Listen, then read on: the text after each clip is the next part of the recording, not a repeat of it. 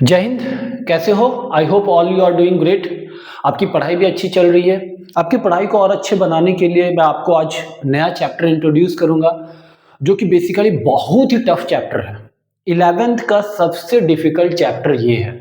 Difficult इसलिए है क्योंकि इसमें बहुत सारे नए नए टॉपिक्स हैं और नए नए टॉपिक के साथ ही साथ ये बहुत लेंदी चैप्टर बन जाता है, इसलिए ये चैप्टर बहुत डिफिकल्ट होता है। And the second thing is, इस चैप्टर का वेटेज आप देखोगे जेई मेंस और एडवांस में या नीट के एग्जाम में वो बहुत ज्यादा होता है, इसीलिए ये चैप्टर बहुत ही इंपॉर्टेंट हो जाता है।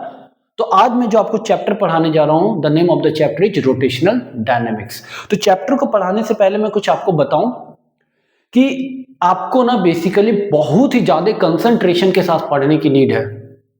आप सोच भी नहीं सकते आप किस एग्जाम की तैयारी कर रहे हो। अगर आपका सपना है आईआईटी का, तो आपको बहुत ज्यादा मेहनत करने की जरूरत है। सारे फ्रेंड्स को छोड़ना होगा, कोई भी साथ नहीं देगा। बुरे वक्त में सिर्फ और सिर्फ आपके परिवार means father, mother, your brother and sister, ये चार लोग हैं जो हमेशा आपके साथ रहेंगे। बाकी जो फ्रेंड है ना, वो फ्रेंड आपके अच्छे समय पे हैं, बुरे वक्त पे नहीं होंगे। इसीलिए फ्रेंड को छोड़ो, सिर्फ और सिर्फ पढ़ाई पे ध्यान दो। सिर्फ और सिर्फ अपने सपने को देखो और अपने फैमिली को, अपने फैमिली के देखे हुए सपने, जो आपके माता आपके पिता ने सपना देख रखा ना, उस सपना को पूरा करने के लिए जी जान लगा दो। तभी जाकर के आप जेई मेंस और एडवांस क्लियर कर पाओगे, अदरवाइज बहुत ही डिफिकल्ट है। आप सोच नहीं सकते हो कितने स्टूडेंट इसकी तैयारी कर रहे हैं। चलो, आई होप मेरी बात को समझोगे, आप सीरियसनेस के साथ आप पढ़ाई को स्टार्ट करोगे और बहुत ही अच्छे लेवल तक लेकर के जाओगे। चलो, इस चैप्टर को हम स्टार्ट करते हैं। The name of the chapter is rotational dynamics. Rotational dynamics. इसी चैप्टर का दूसरा नाम होता है rigid body dynamic. Rigid body dynamics, ठीक है ना। The name of the chapter is rotational dynamics और रिजिड बॉडी डायनेमिक्स।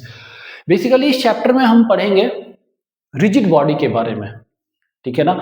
अब ये रिजिड बॉडी क्या होता है, देखो, आपने सबसे पहला चैप्टर पढ़ा था काइनेमेटिक्स। बेसिकली आपने फिजिक्स का मैकेनिक्स का पार्ट पढ़ रखा है, तो मैकेनिक्स में सबसे पहले आपने काइनेमेटिक्स पढ़ा। तो काइनेमेटिक्स में आपने क्या पढ़ा? काइनेमेटिक्स में आपने पढ़ा कि कोई भी बॉडी अगर मोशन में है तो डिस्प्लेसमेंट, वेलोसिटी और एक्सीलरेशन किस तरीके से बॉडी में आ रहा है, किस तरीके से डिस्प्लेसमेंट चेंज हो रहा है, और बॉडी में एक्सीलरेशन है। और वहां पे जो आपने बॉडी को देखा था, एक पॉइंट मास की तरह देखा था, किसी बॉडी का शेप को आपने नहीं देखा था, वहां पे पॉइंट मास को देख करके डील करा था। और जो बॉडी में एक्सेलरेशन हो रहा है वो क्यों हो रहा है, क्या हो रहा है, इसका रीजन आपने नहीं देखा था। इसका रीजन आपने देखा मैकेनिक्स के second chapter, the name of the chapter is Newton laws of motion, NLM. उसमें आपने देखा कि कोई भी बॉडी एक्सेलरेट कर रहा है तो उस एक्सेलरेशन के पीछे का रीजन क्या है।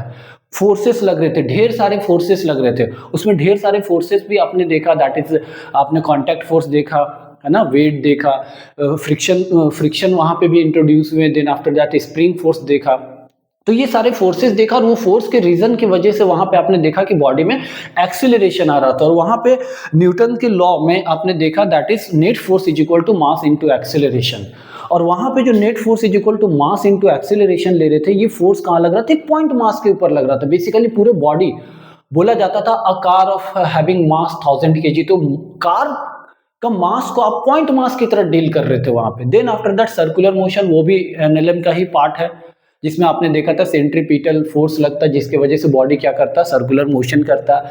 Then after that work energy power, उसमें आपने डिफरेंट देखा कि फोर्स लग रहा बॉडी में, बॉडी डिस्प्लेस कर रहा तो बॉडी के ऊपर वर्क हो रहा। Then after that centre of mass आपने देखा। सेंटर ऑफ मास के बाद आपका मैकेनिक्स को या फिजिक्स को पढ़ने का थोड़ा सा तरीका चेंज हो गया। क्यों? क्योंकि आप वहां पे कंप्लीट बॉडी की स्टडी करने लगे। पूरे बॉडी को आपने कभी भी पॉइंट मास की तरह ट्रीट नहीं करा। Then after that the next chapter is rotational dynamics. इसमें भी आप अलग अलग बॉडी की बात करोगे, पूरे बॉडी को, कंप्लीट बॉडी को पॉइंट मास की तरह आप डील करने वाले नहीं हो। तो the name of the chapter is rotational dynamics और रिजिड बॉडी डायनेमिक्स। तो स्टार्ट करते हैं इस चैप्टर को। बहुत ही अच्छा चैप्टर है, बहुत ही लेंदी है, बहुत ही यूजफुल है आपके लिए। तो एक एक चीज को समझना। तो सबसे पहले मैं बात करता हूं ये रिजिड बॉडी, ठीक है। सबसे पहले मैंने लिखा रिजिड बॉडी, तो रिजिड बॉडी को देखते हैं।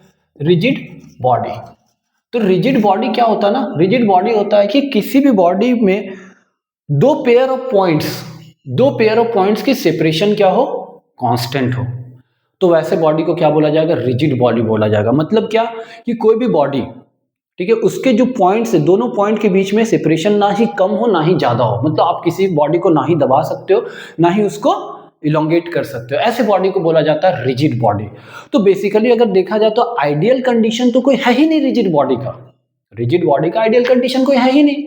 कोई ना कोई बॉडी कितना भी बहुत ज्यादा फोर्स लगे या छोटे फोर्स से कोई ना कोई बॉडी के बीच के मॉलिक्यूल के बीच का सेपरेशन कम होगा या ज्यादा होगा।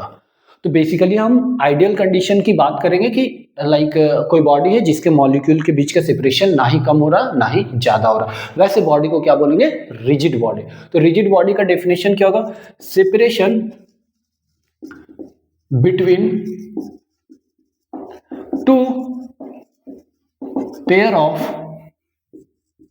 point always remain fixed। दो पॉइंट के बीच का सेपरेशन हमेशा क्या होगा, फिक्स होगा। जैसे मैं बात करूं, ये बॉडी, ठीक है, ये पॉइंट है और ये पॉइंट है 1 एंड 2, इन दोनों के बीच का सेपरेशन क्या होगा, हमेशा फिक्स होगा, ना ही ये एक दूसरे के दूर जाएंगे ना ही एक दूसरे के पास आएंगे। ऐसे कंडीशन को क्या बोला जाएगा, रिजिड बॉडी बोला जाएगा। अब इसमें कंडीशन क्या होता है, देखो कंडीशन, इसकी कंडीशन की बात करें, ठीक है, कोई बॉडी हमारे पास रिजिड बॉडी, ठीक है, इसके दो पॉइंट है, this is 1 and this is 2। इन दोनों पॉइंट को मैंने ज्वाइन कर दिया और इनके बीच का सेपरेशन r है। सपोज ये पॉइंट v1 वेलोसिटी से जा रहा था एट एंगल θ1 और ये पॉइंट v2 वेलोसिटी से जा रहा था एट θ2। अब आप इसका कंपोनेंट लो तो कंपोनेंट क्या हो जाएगा, this is v2 sin θ2 and this is v2 cos θ2 और ये क्या होगा, v1 cos θ1 और इधर क्या होगा, v1 sin θ1। तो रिलेटिव मोशन और relative velocity along this direction will be 0। अगर इस डायरेक्शन में रिलेटिव वेलोसिटी 0 हो जाएगा तो ये बॉडी कैसा होगा, रिजिड बॉडी होगा। मतलब क्या हुआ, यहां पे मैं लिख सकता हूं क्या, v1 cos θ1 is equal to v2 cos θ2। अगर ये कंडीशन जस्टिफाई हो गया, मतलब क्या है, ये बॉडी कैसा है, रिजिड बॉडी है। इनके बीच में रिलेटिव मोशन 0 होना चाहिए, तभी जाकर के ये रिजिड बॉडी बनेगा, मतलब पॉइंट 1 एंड पॉइंट 2। अब बोलोगे सर ये जो वेलोसिटी नीचे की तरफ आ रहा, रिलेटिव वेलोसिटी अगर मैं यहां पे लिखूं तो देखो ऐसा कुछ आएगा, क्या आएगा, ये body, this is point 1, this is point 2। नीचे की तरफ कौन सा वेलोसिटी आएगा, नीचे की तरफ आएगा that is v1 sin θ1 plus v2 sin θ2। तो ये क्या आ जाएगा, v1 sin θ1 plus v2 sin θ2। ये वेलोसिटी पॉइंट 2 को पॉइंट 1 के रिस्पेक्ट में सर्कुलर मोशन देगा। मतलब ये पता लग गया कि there is no separation between this two particle but there is circular motion of particle 2 with respect to 1। तो हम क्या लिख सकते हैं, the distance between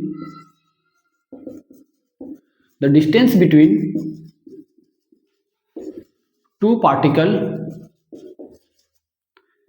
is always remain constant but particle 1 या पार्टिकल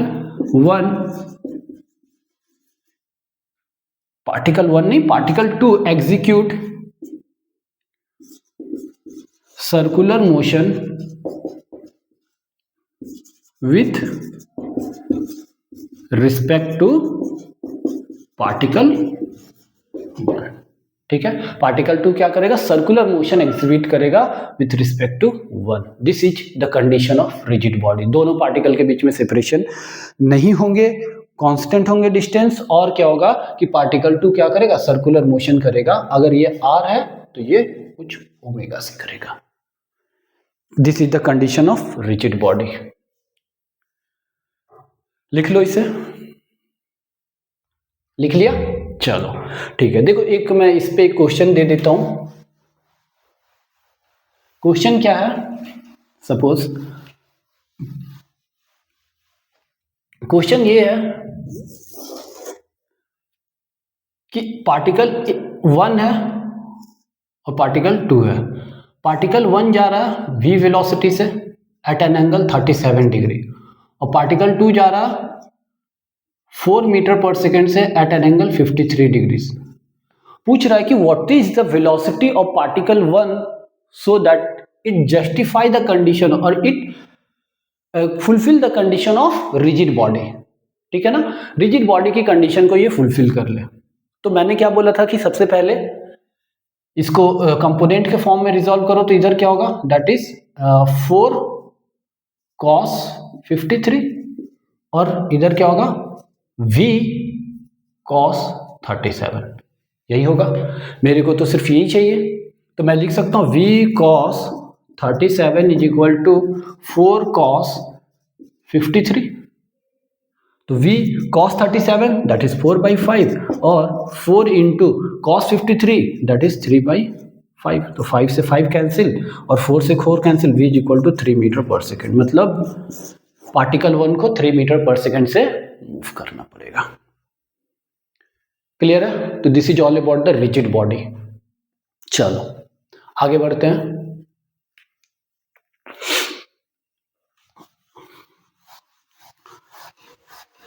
नाउ हम बात करते हैं टाइप्स ऑफ मोशन की। ठीक है, टाइप्स ऑफ मोशन की बात करते हैं कि कितने तरीके के मोशन है हमारे पास, what are the types of motion. तो देखो टाइप्स ऑफ मोशन में हम देखेंगे basically there are 3 types of motion. कौन कौन से हैं उनकी बात करेंगे, एक एक को डिस्कस करेंगे कि क्या है नहीं है। तो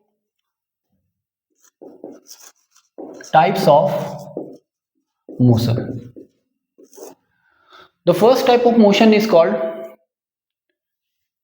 ट्रांसलेशनल मोशन।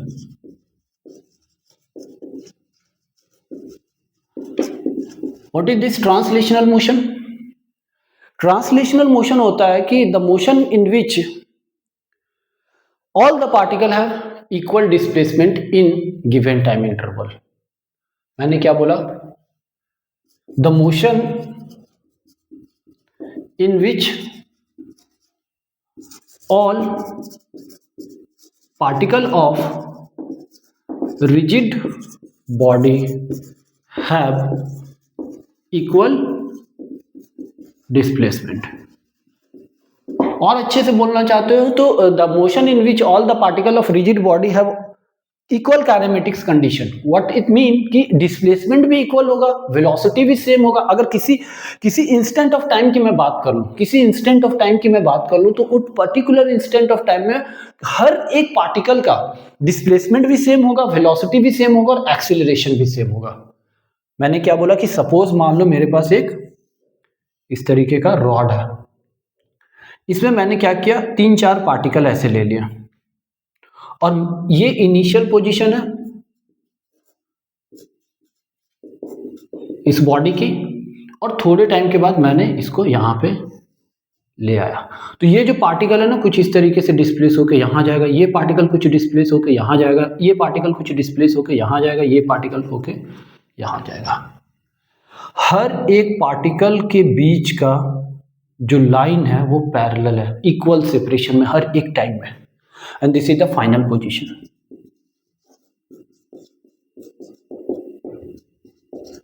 ठीक है ना। तो ट्रांसलेशनल मोशन में क्या होता है ना कि जब हम किसी ऑब्जेक्ट को एक जगह से दूसरे जगह मूव करते हैं तो उसके हर एक पार्टिकल के बीच का सेपरेशन सेम होता है और वो पैरेलल लाइन बनाता हुआ जाता है। मतलब सिर्फ और सिर्फ यहां पे ट्रांसलेशनल मोशन में पोजीशन में चेंज आएगा, कोई भी पार्टिकल के ओरिएंटेशन में चेंज नहीं आएगा। All the particle have the parallel path.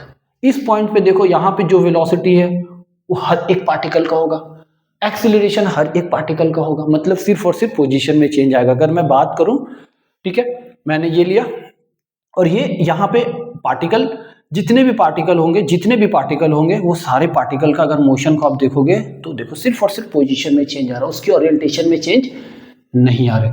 ऐसे मोशन को क्या बोला जाएगा? Translational motion. क्लियर है मेरी बात?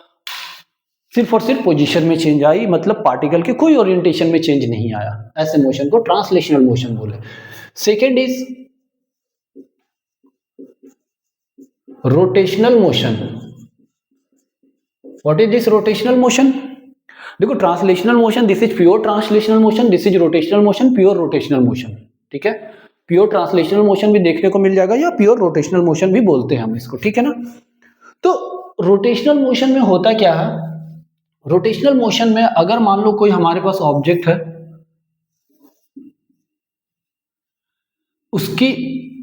उस ऑब्जेक्ट को मैंने क्या करा, किसी एक्सिस से, दिस इज फिक्स्ड एक्सिस, उस ऑब्जेक्ट को मैंने क्या करा, किसी पॉइंट के अबाउट फिक्स कर दिया, और मैंने क्या करा, इस ऑब्जेक्ट को इस तरीके से डिस्प्लेस कर दिया। अब डिस्प्लेस करने से होगा क्या? इसके जितने भी पार्टिकल है वो सारे पार्टिकल क्या एग्जीक्यूट करेंगे? सर्कुलर मोशन करेंगे। किसके अबाउट? दिस फिक्स्ड एक्सिस के अबाउट। तो सर्कुलर रोटेशनल मोशन में क्या होगा? रोटेशनल मोशन में होगा that is the motion in which all particle of rigid body execute circular motion about fixed axis। ठीक है, फिक्स एक्सिस के अबाउट क्या करेगा? सर्कुलर मोशन करेगा हर एक पार्टिकल, और यहां पे पार्टिकल्स के ओरिएंटेशन में चेंज आ जाएगा। कैसे? देखो,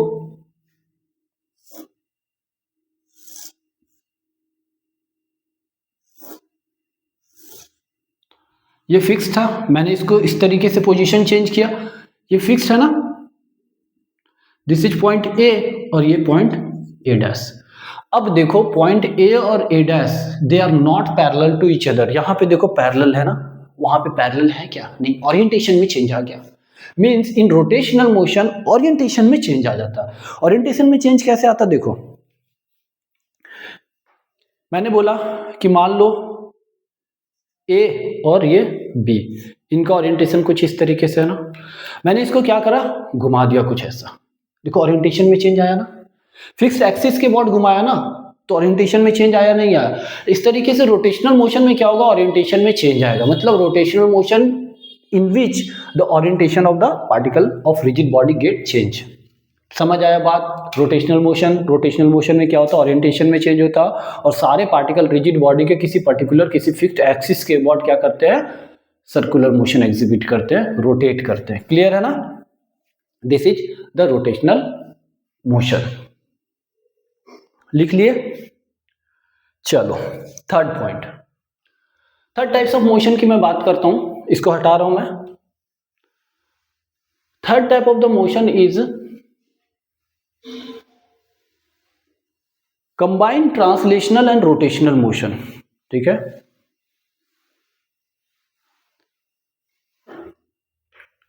third motion is combined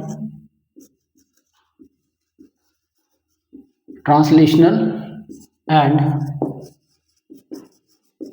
rotational motion, और इसे बोला जाता है प्लैनर मोशन भी बोला जाता है। अब इसमें होता क्या ना, इसमें यह होता है कि ये दोनों मोशन आपको देखने को मिलेंगे। इसको हटा दे रहा हूं मैं, है ना, रोटेशनल मोशन भी देखने को मिलता है और ट्रांसलेशनल मोशन दोनों देखने को मिलता है।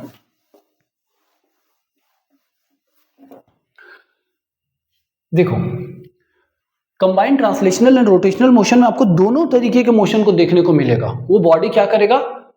रोटेट भी करेगा और वो आगे की तरफ भी बढ़ेगा, मतलब ट्रांसलेशनल मोशन भी करेगा। तो ऐसे कहां पे कंडीशन होते हैं? ऐसे आपने केसेस देखे होंगे, कहां पे देखे होंगे? आप जब फुटबॉल को रोल करोगे ना, है ना। किसी बॉल को रोल कर दो ना तो देखो वो घूमता हुआ भी जाता है और वो आगे भी बढ़ता है। तो ऐसे मोशन के किसी पार्टिकल की स्टडी करना बहुत डिफिकल्ट होता है क्योंकि वो दोनों तरीके का मोशन कर रहा है। तो वैसे केसेस में हम क्या करते हैं ना कि हम क्या करते हैं, सेंटर ऑफ मास पे बैठ जाते हैं और सेंटर ऑफ मास से उस पार्टिकल को देख लेते हैं। मतलब हम सेंटर ऑफ मास पे बैठ गए तो ऑब्जर्वर सेंटर ऑफ मास पे, तो वो कैसा मोशन करेगा, लीनियर मोशन, उस बॉल के साथ लीनियर मोशन कर रहा है। और अब पार्टिकल कैसा करेगा, उसको सिर्फ और सिर्फ पार्टिकल दिखेगा, वो सर्कुलर मोशन करता हुआ। तो अब देखना चीजों को आसान हो गया, क्लियर है ना। तो यहाँ पे टाइप्स ऑफ मोशन की मैं बात करूं जिसमें मैंने बताया आपको ट्रांसलेशनल मोशन और रोटेशनल मोशन। थर्ड मैंने बताया कि दोनों के combine effect, and that is called planar motion. तो इसमें मैंने क्या बोला कि सपोज कोई बॉल है, ये सेंटर ओ और ये पार्टिकल ए, ये क्या करेगा, घूमेगा भी, आगे भी जाएगा, होगा ना, ये घूमेगा भी और आगे भी जाएगा। थोड़े टाइम के बाद देखोगे कि ये यहां पे जब पहुंचेगा तो सेंटर तो वहीं रहेगा, ये पार्टिकल जो है ना ये कहीं यहां पे आ जाएगा, कहीं यहां पे चला जाएगा, कुछ भी कंडीशन हो सकता। मेरी बात को समझ रहे हो। तो ये दोनों टाइप के मोशन हो रहे हैं, ऐसे मोशन को प्लैनर मोशन बोला जाता है या combined translational and rotational motion बोला जाता है। ठीक है, इस मोशन को स्टडी करना आसान कब हो जाता है, जब ऑब्जर्वर कहां पे बैठ गया, सेंटर ऑफ मास पे बैठ गया। तो मैं इस मोशन की डेफिनेशन एक बार लिख दूं, फिर एक बार मैं समझाऊंगा। जैसे मैंने बोला ना कि मान लो ये, अगर मैं इसको इस तरीके से ट्रांसलेशनल मोशन दूं तो इसकी पोजीशन को मैं अच्छे से स्टडी कर सकता हूं। अगर ये किसी पॉइंट के अबाउट रोटेट कर रहा है, किसी एक्सिस के अबाउट रोटेट कर रहा है, तो इसकी पार्टिकल की मैं सर्कुलर मोशन को भी स्टडी कर सकता हूं। लेकिन ये क्या करे, ये देखो, ये अब मैं क्या कर रहा हूं, इसको ट्रांसलेशनल मोशन भी दे रहा हूं और रोटेशनल मोशन भी। अब दोनों मोशन को स्टडी करना दैट इज डिफिकल्ट, दोनों मोशन को स्टडी करना क्या है, डिफिकल्ट है। क्लियर है मेरी बात। चलो देखते हैं एक एक करके, इसकी डेफिनेशन को एक बार ही देख लेते हैं। ठीक है, डेफिनेशन क्या लिखोगे, डेफिनेशन में अगर मैं लिखूं तो in combine translational and rotational motion all particle of rigid body rotate about axis of rotation and axis of rotation move with respect to ground, है ना। मतलब सारे पार्टिकल एक्सिस ऑफ रोटेशन के अबाउट रोटेट करेंगे और वो axis of rotation ground के respect में आगे भी जाएगा। This is planar motion. चलो लिख लिया ना, हटा दूं। अब देखो मैं ना अब बात करने जा रहा हूं कुछ रिलेशन के बारे में, लीनियर मोशन एंड रोटेशन के कुछ वेरिएबल, ठीक है, उनके रिलेशन की मैं बात करने जा रहा हूं। लिख लिया ना, पॉज करके लिख लो। उसके कुछ रिलेशन की बात करने जा रहा हूं कि भाई उनके बीच में क्या रिलेशन है जो कि हमारे लिए बहुत ही हेल्पफुल होगा। तो रिलेशन में जितने भी मैं वेरिएबल को या फिजिकल पैरामीटर को इंट्रोड्यूस करूंगा, सारे को मैं एक बार ही लिख दूं सो दैट कि आपको चीजें और भी अच्छे से समझ आए। देखो, relation between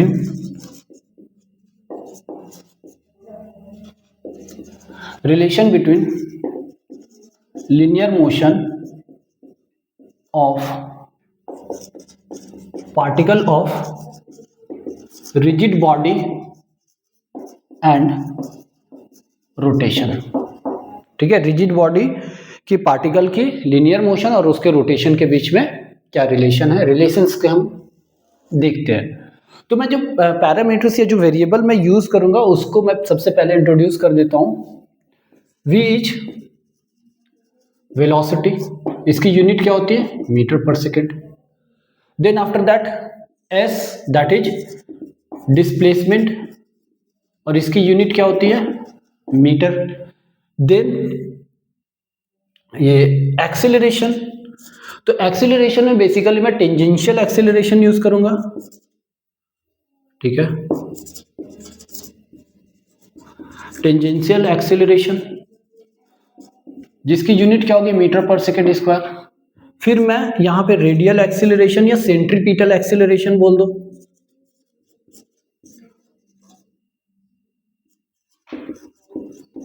सेंट्रीपिटल एक्सेलरेशन, इसकी भी यूनिट क्या होगी, मीटर पर सेकेंड स्क्वायर होगी। और मैं एक नेट एक्सेलरेशन यूज करूंगा, दैट इज नेट एक्सेलरेशन, जिसकी यूनिट भी अगेन मीटर पर सेकेंड स्क्वायर होगी। फिर मैं और क्या यूज करूंगा, एक मैं angle theta, this is angular velocity, इसको मैं यूज करूंगा, इसकी यूनिट क्या होगी, रेडियन होगी। फिर मैं omega, that is angular, sorry ये थीटा है ना, एंगुलर डिस्प्लेसमेंट, ठीक है, दिस इज एंगुलर डिस्प्लेसमेंट, जिसकी यूनिट रेडियन होगी। फिर मैं एंगुलर वेलोसिटी, एंगुलर वेलोसिटी मैं यूज करूंगा, जिसकी यूनिट क्या होगी, रेडियन पर सेकेंड। फिर मैं यूज करूंगा alpha, that is angular acceleration, जिसकी यूनिट क्या होगी, रेडियन पर सेकेंड स्क्वायर, ठीक है। These are the parameter that I am going to use, ठीक है, किस तरीके से कैसे कैसे क्या रिलेशन होंगे वो सारी चीज को मैं डील करूंगा। तो चलो ठीक है, देखते हैं। अगर कोई ऑब्जेक्ट सर्कुलर मोशन कर रहा है या रोटेट कर रहा है, ठीक है, कोई ऑब्जेक्ट क्या कर रहा है, रोटेट कर रहा है, जैसे ये ऑब्जेक्ट, ठीक है ना, ये ऑब्जेक्ट क्या कर रहा है, रोटेट कर रहा है कुछ इस तरीके से। तो देर में भी कि ये फिक्स्ड एक्सिस के अबाउट रोटेट करे, सेंटर फिक्स एक्सिस मतलब ये सेंटर पे एक्सिस हो, देर में भी चांसेस कि कुछ इस तरीके से कॉर्नर पे एंड पे क्या हो, कुछ इस तरीके से रोटेट करे, कुछ भी पॉसिबिलिटी हो सकती है ना। तो जहां पे हमने फिक्स करा उसके अबाउट रोटेशन को हमें देखनी है, किसी भी ऑब्जेक्ट को हमने फिक्स करा, और देर में भी चांसेस कि अभी हमने फिक्स करा तो बॉडी रोटेट कर रही ना। आपने पेन फाइटर खेला, पेन फाइटर में जब पेन को आप हिट करते हो ना तो भी वो पेन रोटेट करती है, लेकिन हमने वहां पे कहीं पे भी फिक्स नहीं करा, बट फिर भी वो रोटेट कर रही है। क्यों? क्योंकि वो सेंटर ऑफ मास के अबाउट वो घूमना स्टार्ट करती है। एंड ऐसे केसेस को हम बोलते हैं स्पिनिंग, स्पिन कर जाती है। लट्टू ने चाहे लट्टू, लट्टू रस्सी लपेट करके फेंकते ना, तो वो भी क्या करती है, उसमें भी हमने थोड़ी फिक्स करा, वो भी क्या करता है, किसी सेंटर ऑफ मास मतलब सेंटर ऑफ मास के अबाउट क्या करता है, रोटेट करता है, दैट इज कॉल्ड स्पिनिंग। चलो अब देखते हैं, मैंने क्या करा, एक रॉड लिया और रॉड को मैंने क्या करा, एक पॉइंट पे फिक्स कर दिया, और रॉड को फिक्स करने के बाद मैंने इसको क्या किया, इस तरीके से कुछ घुमा दिया। समझ रहे हो ना, मैंने क्या करा, इसे कुछ घुमाया। अब इसके मैं दो पार्टिकल ले रहा हूं, ए और बी, ए एंड बी। अब ये ए और बी है, जब मैंने इसको घुमाया तो कुछ ऐसे करके एंगल थीटा कवर करा होगा, तो ए की कंडीशन कुछ यहां पे ए डैश आ गया होगा और बी की कंडीशन कुछ बी डैश आ गए होंगे। समझ रहे हो मेरी बात को? तो ए से ए डैश चला गया और बी से बी डैश चला गया, पार्टिकल की पोजीशन चेंज करके। तो यहां पे देखो जो पोजीशन चेंज किया है, दोनों पार्टिकल ने सेम एंगल कवर किया, दोनों पार्टिकल क्या करे हैं, सेम एंगल कवर करे हैं, और ये जो काम हुआ वो सेम टाइम पे हुआ। जैसे मतलब यहां पे था ना, मैंने ऐसे करके घुमाया ऐसा, तो टाइम तो सेम लगा। In same time both particle cover equal angle, दोनों ने इक्वल एंगल कवर किया। बट आप देखो दोनों की जो लीनियर डिस्प्लेसमेंट है, ये कुछ ज्यादा किया और ये कुछ कम किया, किया या नहीं किया? तो मैं यहां से बोल सकता हूं एक रिलेशन मेरे को मिला, क्या, लीनियर डिस्प्लेसमेंट एंड एंगल का relation. We know that arc length क्या होता है, दैट इज आर्क लेंथ को L से लिखते हो, बट यहां मैं डिस्प्लेसमेंट की बात कर रहा हूं, वही है arc length, that is S is equal to R theta, ये लिखते हो। R क्या, रेडियस, और थीटा क्या, डिस्प्लेसमेंट, थीटा इज एंगल।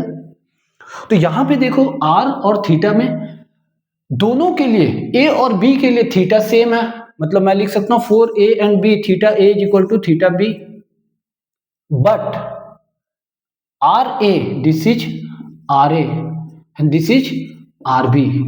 तो मैं यहां से क्या बोल सकता हूं that R B is greater than are A. तो मेरे को यहां से रिलेशन क्या मिल जाएगा, S is equal to are theta आपने लिखा, तो मैं यहां से लिख सकता हूं फ्रॉम दिस 1 and 2, क्या लिख सकता हूं, S अगर A की बात करो तो this is R A into theta, और एस बी की बात करो this is R B into theta. और यहां पे मैं बोल सकता हूं कि आर बी ग्रेटर है आर ए से, तो it implies that is S B is greater than S A, है ना। मतलब क्या है कि B को ज्यादा डिस्प्लेस होना होगा और A को कम डिस्प्लेस होना होगा, यही होगा। This is the relation of angle and displacement.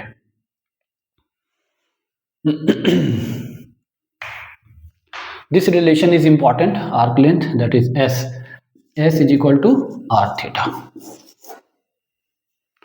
चलो ठीक है, लिख लिए।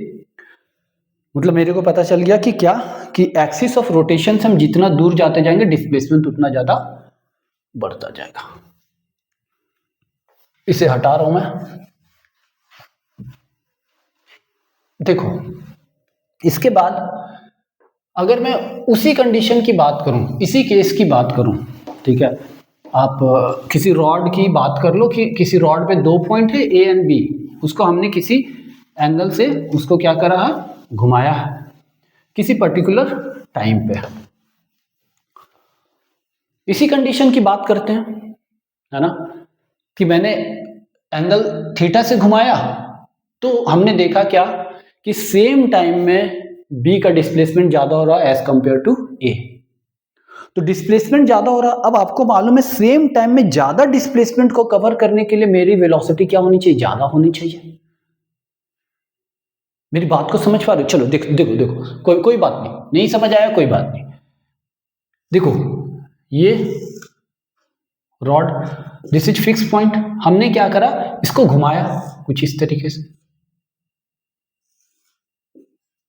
This is point B and this is point A, this is point B dash and this is point A dash, कुछ ऐसा घूमा था ना।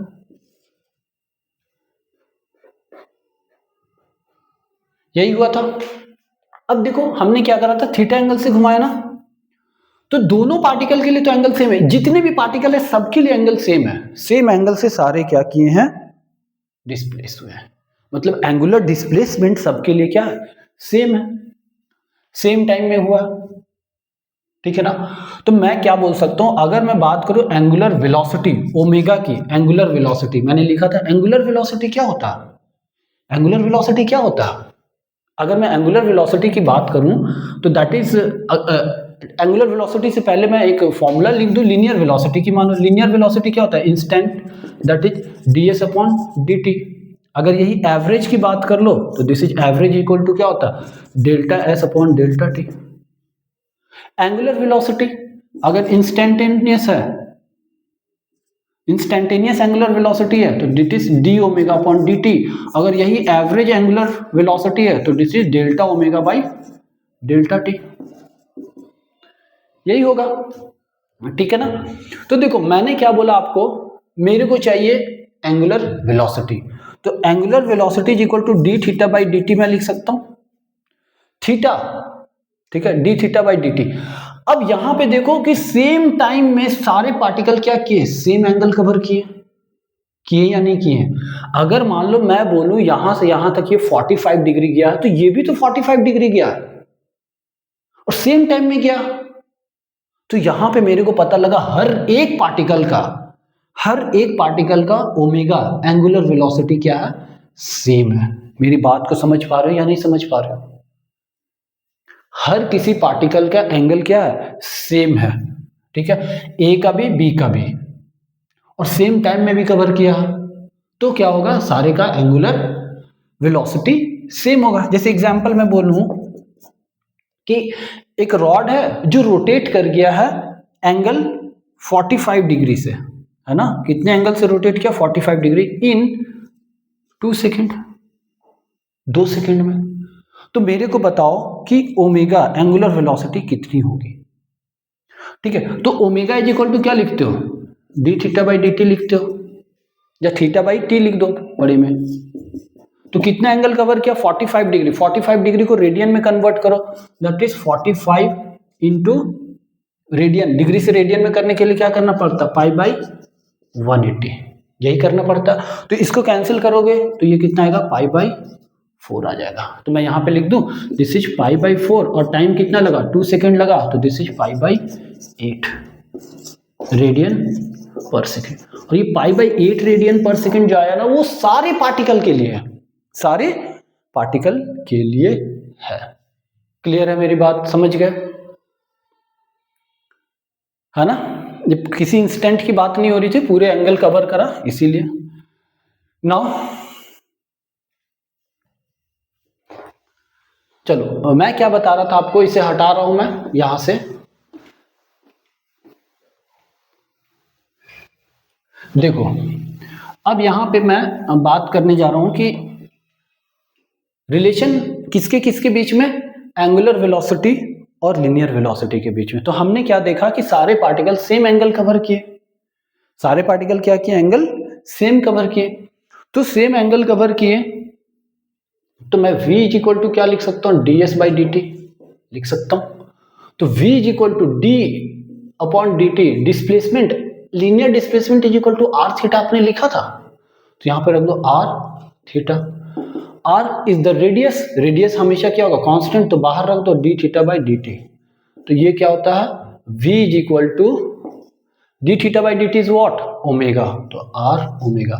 इसे अगर वेक्टर फॉर्म में लिखो तो क्या लिखोगे, v is equal to omega cross r. ये आपको मिल जाएगा लिनियर वेलोसिटी और एंगुलर वेलोसिटी के बीच का रिलेशन। ठीक है ना, क्लियर है मेरी बातें। चलो देखो, अब मैं रिलेट कर रहा हूं, यहां पे देखना मैंने क्या बोला कि सारे पार्टिकल के लिए ओमेगा सेम होगा, हर एक पार्टिकल के लिए, लेकिन लिनियर वेलोसिटी की मैं बात कर रहा हूं, ओमेगा ऑफ ए वो किसके बराबर होगा, ओमेगा ऑफ बी, ये होगा। लेकिन यहां पे देखो R A, this is R A and this is R B, तो R A is smaller than R B, मतलब आर बी बड़ा है, तो मैं v इज इक्वल टू क्या लिखता हूं, ओमेगा आर। तो यहां से ओमेगा सेम है, तो मैं लिख सकता हूं r B is greater than are a, it implies that velocity of b is greater than velocity of a। A की वेलोसिटी क्या होगी, कम होगी, और बी की वेलोसिटी ज्यादा होगी। क्यों, क्योंकि जितना ज्यादा रेडियस होगा, जितना ज्यादा डिस्टेंस होगा फिक्स पॉइंट से उस पार्टिकल का, उतना ज्यादा उसकी वेलोसिटी होगी, एंड वाइस वर्सा। क्लियर है, समझ आई बात। ठीक है, कि क्यों वेलोसिटी ऑफ बी ज्यादा है एज कंपेयर टू ए। देखो प्रैक्टिकली आप फील कर सकते हो, मेले जाते हो ना, मेले में स्विंग होता है ना, झूले का जो फिक्स, जहां पे झूला फिक्स होता है जिसके अलोंग वो स्विंग करता है, आप उसके नीचे बैठ जाना, देखना आपकी वेलोसिटी कम होगी, लेकिन उस झूले से जितना डिस्टेंस कॉर्नर पे है वो ज्यादा है, उस कॉर्नर पे बैठ जाना, आप देखना आपकी वेलोसिटी ज्यादा होगी।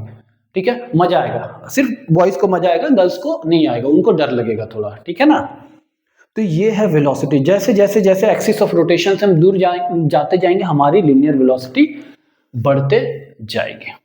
चलो लिख लिए, ये मैंने आपको रिलेशन बताया डिस्प्लेसमेंट के बीच का, लिनियर डिस्प्लेसमेंट और angular displacement. Then after that linear velocity और एंगुलर वेलोसिटी। नाउ नेक्स्ट देखो, हटा रहा हूं मैं, नेक्स्ट मैं बात करने जा रहा हूं, that is about the acceleration. कोई भी बॉडी अगर रोटेशन में है, कोई भी बॉडी रोटेट कर रहा है अबाउट द फिक्स एक्सिस, कोई भी बॉडी अगर फिक्स एक्सिस के अबाउट रोटेट कर रहा है, इसका ये मतलब है कि उसकी वेलोसिटी चेंज हो रही है ना। मैंने क्या बोला कि कोई भी बॉडी अगर किसी फिक्स एक्सिस के अबाउट रोटेट कर रहा है इस तरीके से, ठीक है ना, तो रोटेट कर रहा है तो उसकी वेलोसिटी हर बार चेंज हो रही ना। देखो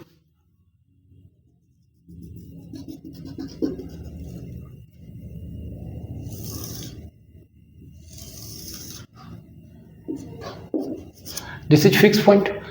ये बॉडी क्या कर रहा, यहाँ पे इसकी वेलोसिटी होगी टेंजेंशियल वेलोसिटी, यहाँ पे इसकी वेलोसिटी होगी, दिस इज टेंजेंशियल वेलोसिटी। कोई भी बॉडी फिक्स एक्सिस के बाद क्या कर रहा, रोटेट कर रहा। तो रोटेट कर रहा है तो देखो हर बारी, वेलोसिटी का मतलब क्या होता है, velocity, velocity is a vector quantity. इसका मतलब ये होता है वेलोसिटी के पास मैग्नीट्यूड भी और डायरेक्शन भी है। तो हर बारी अगर इस पर्टिकुलर पॉइंट की बात करूं तो हर बारी क्या हो रहा है, इसकी वेलोसिटी का डायरेक्शन चेंज हो रहा। अगर ये स्पीड गेन कर रहा मतलब इसकी मैग्नीट्यूड भी चेंज कर रहे होंगे। अगर स्पीड कम हो रहा तो भी मैग्नीट्यूड चेंज हो रहा। मतलब वेलोसिटी में दो पार्ट आते हैं, velocity is depend on magnitude and its direction.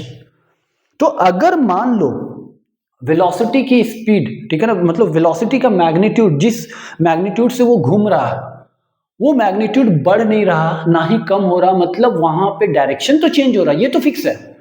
तो जब डायरेक्शन, वेलोसिटी की डायरेक्शन चेंज होगा मतलब क्या होगा, एक्सीलरेशन आएगा। एक्सीलरेशन की डेफिनेशन ही यही है, the rate of change of velocity is called acceleration. मतलब वेलोसिटी की मैग्नीट्यूड चेंज हो या डायरेक्शन चेंज हो, एक्सीलरेशन आना है। अगर सिर्फ और सिर्फ डायरेक्शन चेंज हो रही है तो इस वेलोसिटी की डायरेक्शन की चेंज होने की वजह से जो एक्सीलरेशन आएगा वो एक्सीलरेशन कौन सा होता है, दैट इज सेंट्रीपिटल एक्सीलरेशन होता है। मतलब कोई बॉडी सर्कुलर मोशन में है, उसके पास एक एक्सीलरेशन होगा, वो एक्सीलरेशन कौन सा होगा, सेंट्रीपिटल एक्सीलरेशन होगा। मतलब centripetal acceleration is responsible for rotating a body. मैं लिख सकता हूं क्या, सेंट्रीपिटल एक्सीलरेशन, और इसे रेडियल एक्सीलरेशन भी बोला जाता है, ठीक है, is responsible for rotation of body. ठीक है, बॉडी को रोटेट करने में कौन रिस्पॉन्सिबल है, सेंट्रीपिटल एक्सीलरेशन है। अब ये सेंट्रीपिटल एक्सीलरेशन का फॉर्मूला क्या होता है, that is v² upon r। ठीक है, टेंजेंशियल वेलोसिटी का स्क्वायर डिवाइडेड बाय r। अब मैं स्पीड की बात कर लेता हूं। ये तो हो गया कि सिर्फ और सिर्फ डायरेक्शन, मतलब कि स्पीड बढ़े या नहीं बढ़े, एक तो सेंट्रीपिटल एक्सीलरेशन रहेगा। सपोज उसकी स्पीड बढ़ रही है, कम हो रही है, तो एक एक्सीलरेशन और एक्ट करेगा। क्यों, स्पीड बढ़ने में कोई ना कोई फोर्स एक्ट करेगा, कोई फोर्स एक्ट करेगा मतलब वहां एक्सीलरेशन होगा। That acceleration is called tangential acceleration. Tangential acceleration that is AT। तो tangential acceleration is responsible to increase the speed और decrease the speed of rotating body. This acceleration is responsible for increasing or decreasing speed of rotating body। ठीक है, तो tangential acceleration is d upon dt of magnitude of tangential velocity. ठीक है, tangential velocity, और tangential velocity क्या होता है, omega r। तो मैं लिख दूं that is d upon dt of omega r।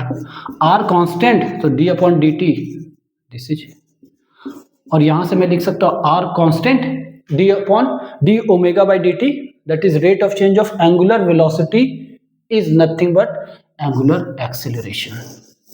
तो this is the formula r alpha. Tangential acceleration is r alpha. ये अल्फा एक नया टर्म आ गया। ठीक है, tangential velocity is r alpha.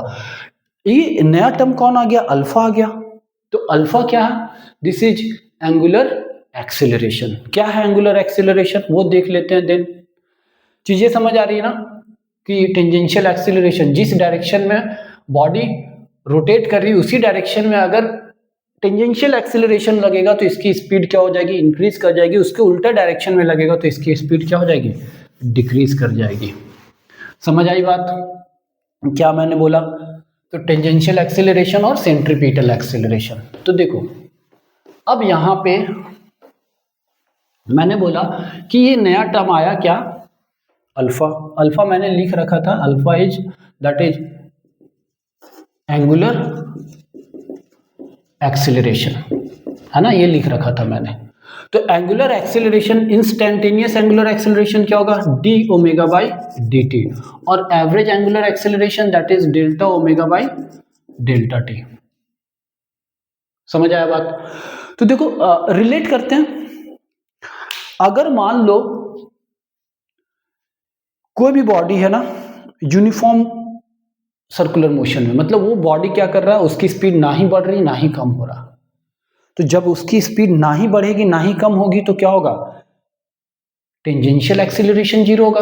जब टेंजेंशियल एक्सीलरेशन जीरो हो गया तो क्या हो गया, एंगुलर एक्सेलरेशन जीरो। तो अगर मान लो किसी बॉडी की ना ही स्पीड बढ़ रही है ना ही स्पीड कम हो रही है, मतलब ये क्या हो गया, जीरो। तो मैं यहां से क्या लिख सकता हूं इस पे पुट करके, that zero equal to D omega by D T, और यहां से मैं ले जाऊं तो d omega is equal to zero. It implies initial angular velocity is equal to final angular velocity. मतलब बॉडी की ना ही एंगुलर वेलोसिटी बढ़ेगी ना ही कम होगी, जितनी एंगुलर वेलोसिटी से वो मूव कर रहा वो मूव करता रहेगा। यही तो मैंने बोला भी था। समझ आई बात? मतलब मैं यहां से बोल सकता हूं कि एंगुलर एक्सीलरेशन बॉडी की लीनियर वेलोसिटी को इंक्रीज करेगा या डिक्रीज करेगा। इंक्रीज कब करेगा और डिक्रीज कब करेगा, तो उसको देखो, जैसे आप बोलते थे ना फोर्स लग रहा है जिस डायरेक्शन में, जिस डायरेक्शन में मोशन है उसी डायरेक्शन में अगर फोर्स लग रहा है तो बॉडी की वेलोसिटी बढ़ेगी। अगर जिस डायरेक्शन में फोर्स लग रहा है उसके उल्टे डायरेक्शन में बॉडी की वेलोसिटी है तो वहां पे बॉडी की रिटार्डेशन होगा, या आप बोल सकते स्पीड या वेलोसिटी कम होगी। लेकिन यहाँ पे वो डायरेक्शन से आपको पता नहीं लगेगा, ठीक है, थोड़ा सा डिफिकल्ट होता है। तो बस याद रखने का ये तरीका कि that angular displacement, angular velocity या angular acceleration all are radial vector, all are axial vector. ठीक है ना, सारे क्या है, एक्सियल वेक्टर। सारे क्या है, एक्सियल वेक्टर है। तो सारे एक्सियल वेक्टर हैं। तो एक्सियल वेक्टर को कैसे आइडेंटिफाई करते हो, हटा रहा हूं मैं इसे। एक्सियल वेक्टर कैसे हम आइडेंटिफाई करें, देखो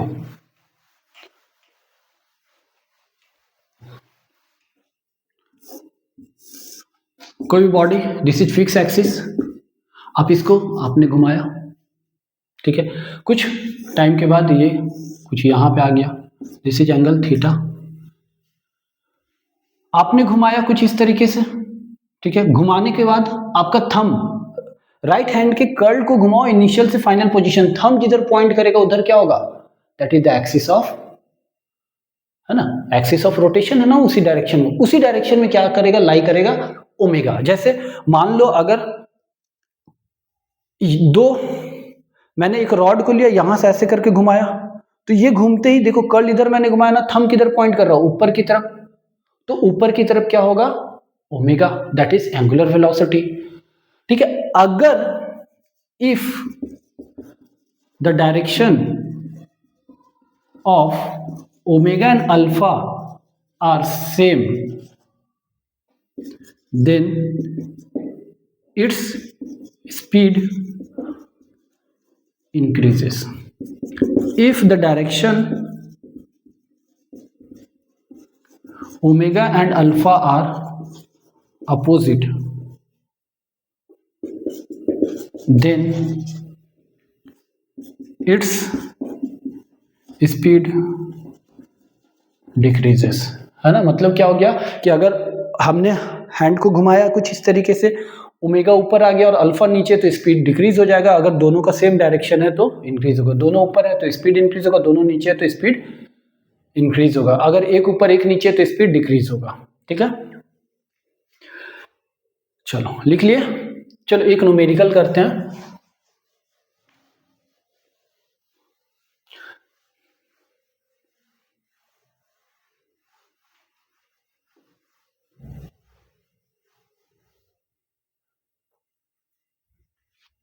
If angular displacement theta of a particle on curved path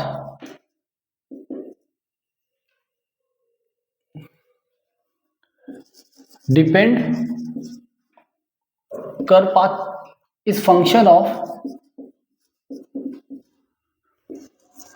time and given as theta is equal to T cube plus 3t square plus 2. Find angular velocity, angular acceleration, then tangential acceleration, linear velocity at time 2 second if radius is 2 metre. ठीक है, जब radius क्या हो जाए 2 metre हो जाए.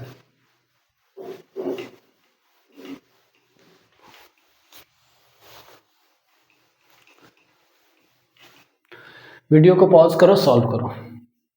चलो, I hope आपने सॉल्व कर लिया होगा. देखो सॉल्यूशन.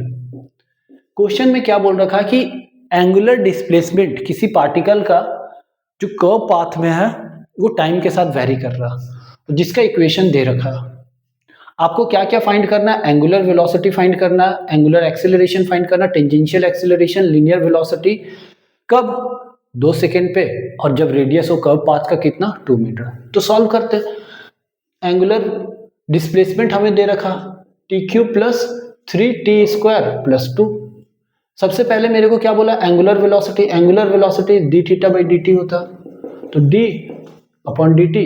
यहां से देखो T cube plus 3t square plus 2, इसको डिफ्रेंशिएट करो. तो what is differentiation of T cube? That is 3t square plus 2, इसके साथ मल्टीप्लाई होगा -1 दैट इज 6t, और कांस्टेंट का 0 हो जाएगा. तो यहां से अब कितने टाइम पे? 2 सेकेंड पे. तो 3 इंटू 2 का स्क्वायर प्लस 6 इंटू 2, तो ये कितना होगा? 3 into 4 plus 12 that is 12 plus 12 which is equal to 24. Unit क्या होगा? रेडियन पर second. This is angular velocity. Next second में क्या बोला? Angular acceleration. तो alpha is equal to D omega by D T. तो D by D T, omega हमारे पास आ रखा था यहां से, देखो ये डिफ्रेंशिएट करने के बाद 3t स्क्वायर प्लस 6t. तो यहां से सॉल्व करो, डिफ्रेंशिएट करो, तो 3 2 जा 6t प्लस 6 इंटू टी की वैल्यू कितनी है? 2 second plus 6, this is 12 plus 6 that is 6 plus 12 plus 6 is 18, और रेडियन पर second square. This is alpha. हमारे पास अल्फा भी आ गया. अब इसके बाद क्या बोला था? Tangential acceleration at is equal to r alpha. मैंने फॉर्मूला दिया था, आर की वैल्यू 2 है, देखो 2 मीटर दे रखा क्वेश्चन में, और अल्फा हमारे पास आ रखा 18, दिस इज 36 मीटर पर सेकेंड स्क्वायर. उसके बाद आपको क्या बोल रखा है? Linear velocity. तो v is equal to r omega मैंने दिया था, आर की वैल्यू 2, ओमेगा आपने निकाल रखा है that is 24 which is equal to 48 metre पर सेकेंड. और क्या पूछा? बस यही पूछा था, तो हमने निकाल दिया. देखो किस तरीके से निकाला, लिख लो इसे. चलो लिख लिए. अब मैं कुछ काइनेमेटिक्स पैरामीटर्स की बात करता हूं. ठीक है, काइनेमेटिक्स कंडीशन की बात करता हूं. हटा दो. देखो आपने लीनियर काइनेमेटिक्स के पैरामीटर्स देखे थे, that is acceleration, initial velocity, final velocity, ठीक है, डिस्प्लेसमेंट, ये सब देख रखा था. और उसके इक्वेशन भी आपने 3 इक्वेशन देखे थे. Same as it is rotational kinematics होंगे. ठीक है, देयर आर रोटेशनल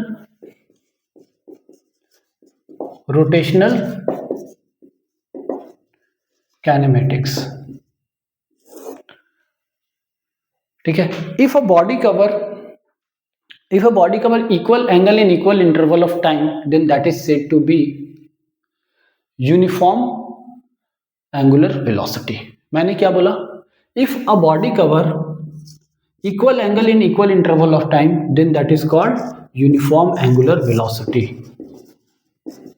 उसे क्या बोलेंगे? Uniform angular velocity. Equal angle cover कर रहा है इक्वल इंटरवल ऑफ टाइम में, तो वैसे को क्या बोलेंगे? Uniform angular velocity. लेकिन जब वो अनइक्वल एंगल कवर करे इक्वल इंटरवल ऑफ टाइम में, या इक्वल एंगल कवर करे अनइक्वल इंटरवल ऑफ टाइम में, तो ऐसे को क्या बोलेंगे? That is non uniform angular velocity. तो वैसे केसेस पे वहां पे क्या आ जाता है? एक पैरामीटर्स इंट्रोड्यूस हो जाता है, that is alpha. This is called angular acceleration.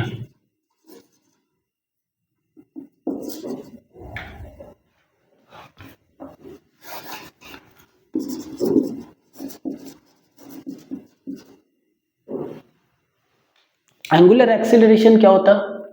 तो एंगुलर एक्सीलरेशन जो होता है वो क्या होता है? बेसिकली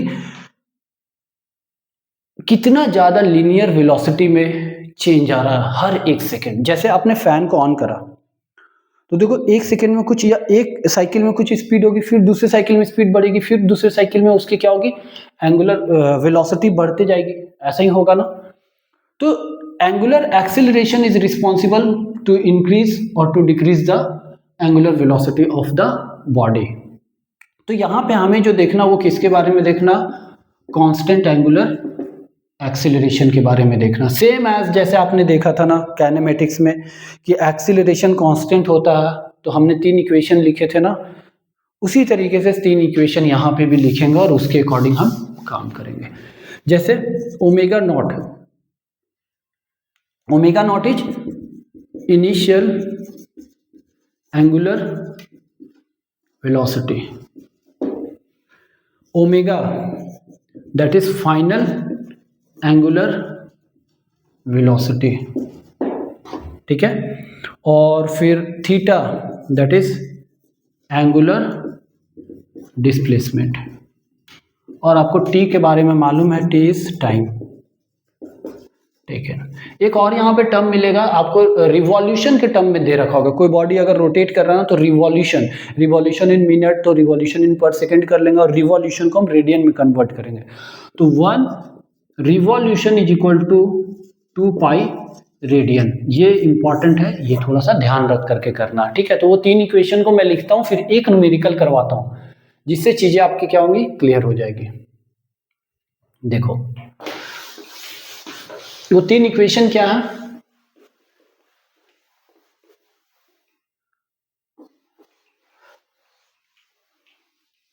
आपको फर्स्ट इक्वेशन ऑफ मोशन याद है? क्या था? v is equal to u plus a t. तो यहां पे हो जाएगा that is first omega is equal to omega naught plus alpha t. Second equation याद है? s is equal to u t plus half a t square. तो यहां पे क्या होगा? Theta is equal to omega naught t plus half alpha t square. Third equation याद है? That is क्या? v square minus you square is equal to 2as. तो यहाँ पे क्या हो जाएगा? That is omega square minus omega naught square is equal to 2 alpha theta.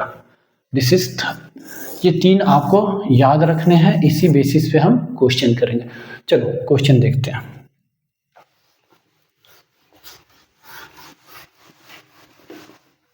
Question को देखते हैं. अगर आप इस क्वेश्चन को देखोगे तो क्वेश्चन क्या बोल रखा है कि एक इंजन है जो रोटेट कर रहा है, इनिशियल एंगुलर वेलोसिटी 120 रिवॉल्यूशन पर मिनट.